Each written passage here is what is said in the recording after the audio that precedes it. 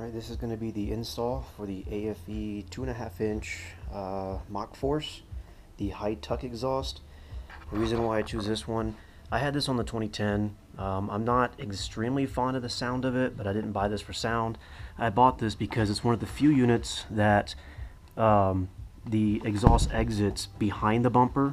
So when this is installed, it's completely flush and you really don't see the muffler or the exhaust tip. Provides better clearance when going off-road, coming down off shelves and whatnot. There are other ones out there. I chose not to use the muffler relocation one, which puts it right next to the evap canister. I don't have plans on putting any kind of onboard air tank in place of the muffler, so I chose to go this route. Again, it worked well on the 2010, so I bought the same one to put on the 2013. Alright, so under the Jeep there are two clamps that we're going to have to loosen that are a little bit hard to get to. So this is over here where the crossover pipes meet. This is one clamp right here, and this part will be replaced with the MACHForce one. And this is the other clamp that we need to come off. And of course the fun part is to remove all the hangers or the isolators. Those are always fun. Use a little bit of silicone or WD-40. It'll ease the process of taking those out. And really, as far as tools needed to get the stock exhaust system out, 15mm deep socket, 15mm wrench, and a large screwdriver or a pry bar if you have one.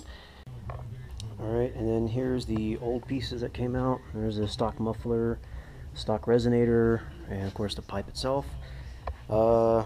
I kind of learned an important tip I kind of forgot from the 2010 one. So in the rear, when you're taking the muffler off, you're going to want to work this clamp off first, get this hanger off first, and then disconnect this piece. At least that way you have leverage to work on this hanger over here. And then once you get that one off, I took the hanger near the axle off, unbolted the clamp over by the cross pipes, and basically slowly worked it out. And then of course this was a tough one.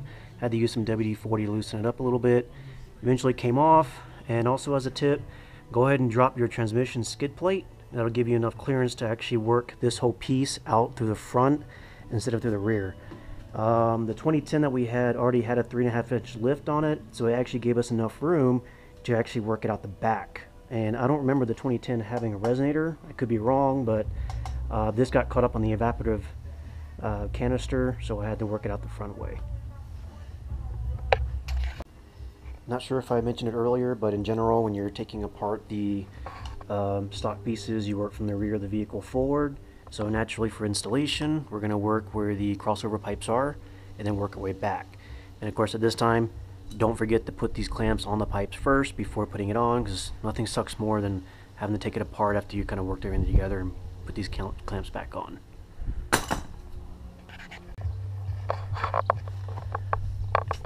Alright, so the install is complete, and if you notice when you're level with the Jeep, you can barely see any of the muffler and tailpipe. It tucks up behind the bumper. And the aFe instruction sheets didn't have a torque setting, so I just kind of hand tightened as much as I could. It says drive for a couple of miles and so, and then just check the bolts again later.